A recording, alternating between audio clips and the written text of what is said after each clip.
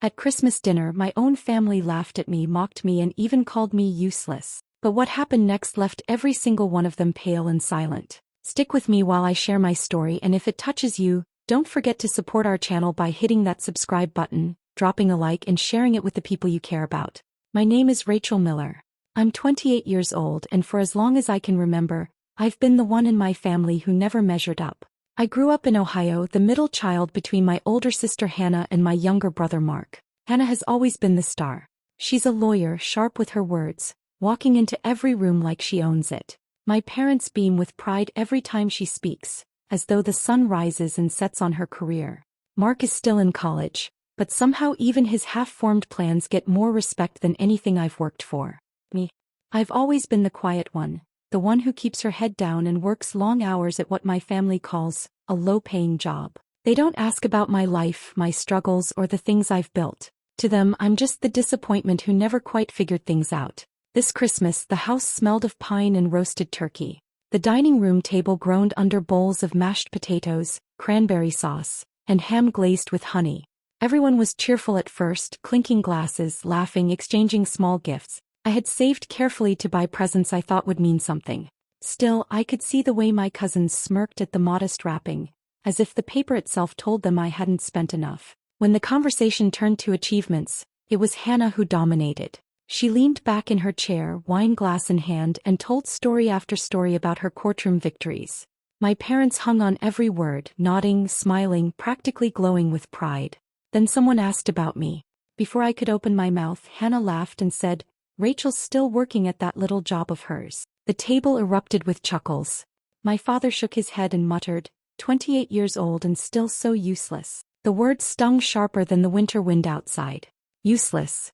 They said it so easily, as if I were nothing more than a burden sitting at their table. I stayed quiet, pushing peas around my plate, heat burning in my chest. Nobody spoke up for me, not even Mark. The laughter rolled on, cruel and careless, while I sat there swallowing my pride. They had no idea. None of them knew the truth about what I'd been working on, or how the years of silence and sacrifice were about to change everything.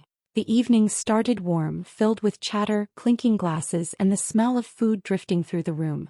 Laughter circled the table as everyone exchanged small stories, but it didn't take long for the mood to turn. Hannah leaned back in her chair, swirling her drink like she was on stage. She spoke loudly, weaving stories of clients, court wins, and bonuses. Every pause she left was filled with admiration from the older relatives. My parents nodded eagerly, almost glowing as they soaked in every word. Then came the comparisons. My uncle leaned forward with a grin, asking why I hadn't followed in Hannah's footsteps. My mother shook her head and sighed, saying some people had drive and others didn't. I kept my hands folded in my lap, wishing I could disappear as their words echoed louder than the clinking of cutlery. The cousins, who had been quiet until then, opened the gifts I had brought for them. Their forced smiles gave them away, and soon they were exchanging smirks, whispering and chuckling about how cute my choices were. Their laughter stabbed at me more than they realized. As if that wasn't enough, my father suddenly broke into the noise. His voice was sharp, heavy, and final. "She's useless," he said, loud enough for everyone to hear. The table fell into an uneasy silence for a moment before the laughter bubbled up again, some nervous, some cruel.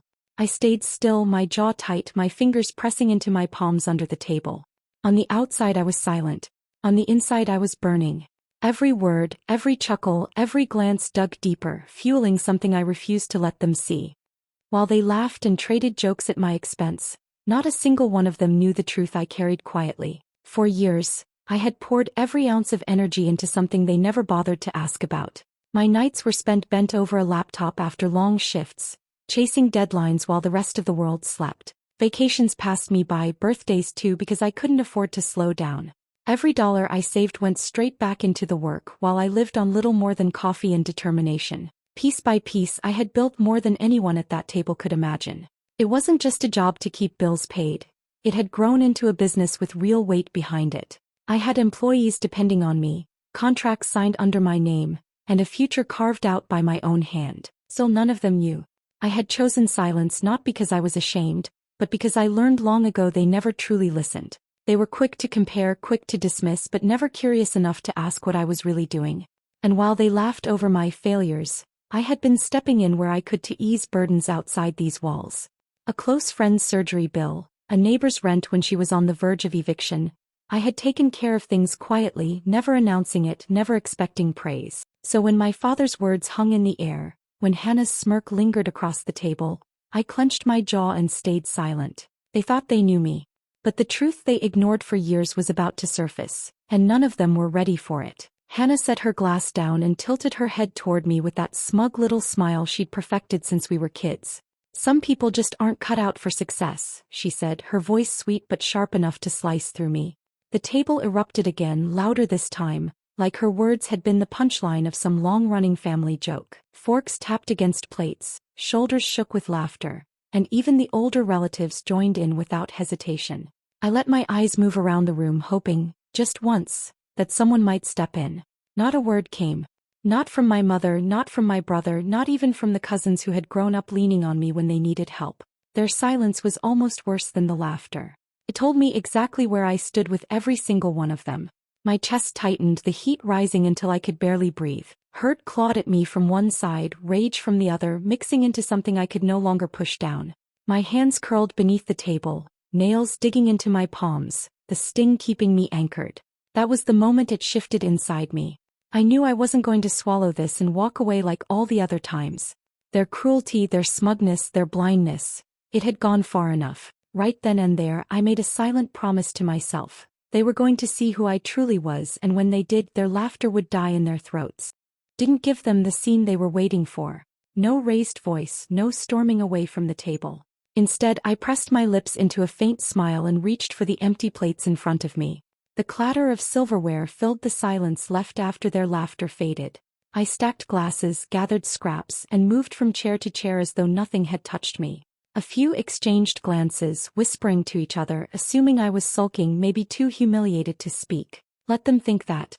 It was easier than explaining the look in my eyes. I carried the dishes into the kitchen, rinsing them under the faucet, letting the warm water run over my hands while my mind worked quietly. Every scrape of porcelain against the sink gave me time to piece things together. I wasn't rushing. I wanted it done right. When I walked back into the dining room with a calm expression, no one questioned me. They were convinced I had folded under the weight of their words. They had no idea what was turning over inside me, no clue about the plan I was carefully arranging in silence. On the outside, I was the quiet, obedient daughter they thought they knew. On the inside, I was preparing the moment that would flip everything they believed upside down. As the table settled again, one of my aunts leaned over with a teasing grin. "So, Rachel, how's that little job of yours going?"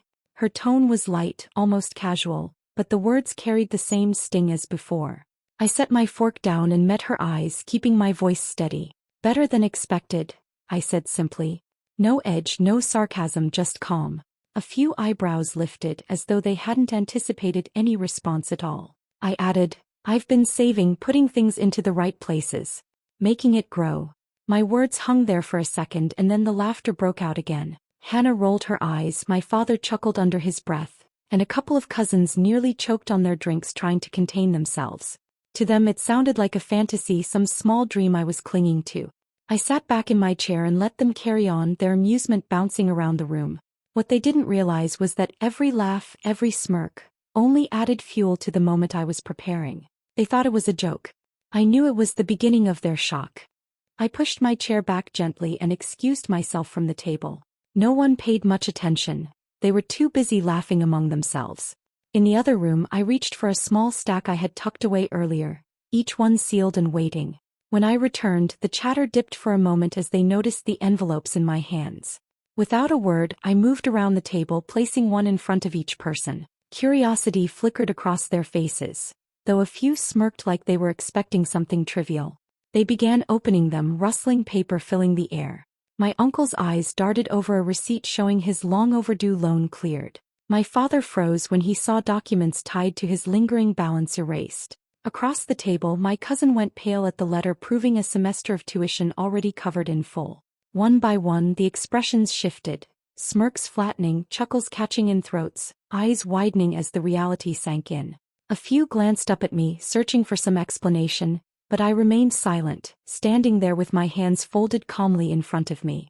The weight of what they held spoke louder than anything I could say. Their laughter died on its own, replaced with uneasy quiet as the truth began to settle into the room. My father's hands trembled as he read the paper in front of him. His mouth opened slightly but no sound came.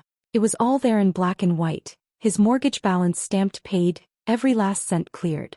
Across the table, my aunt pressed a hand to her chest, staring at the letter she had just unfolded. Her lips moved as she reread it, whispering her son's name under her breath. The tuition that had weighed on her for months was gone, taken care of without her even knowing who had stepped in. Then came the final blow. My cousin lifted the thick packet I had slipped into his envelope, scanning the pages before passing them along. Each sheet carried contracts, registrations, and figures that made the color drain from their faces. The company name at the top was mine, and the value printed beside it left no room for doubt. No one laughed now. The sound of silverware hitting plates echoed like thunder in the quiet. Forks slipped from fingers, glasses stood untouched.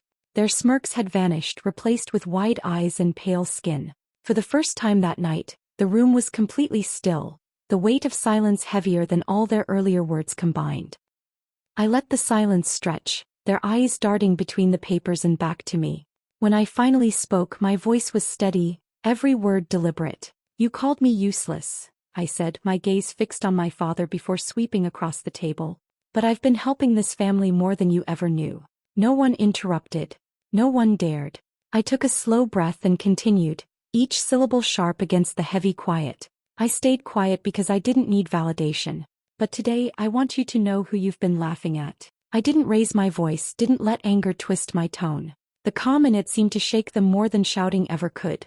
Chairs creaked as people shifted, suddenly unable to meet my eyes. Hannah's jaw tightened, her face flushed with rage she couldn't mask.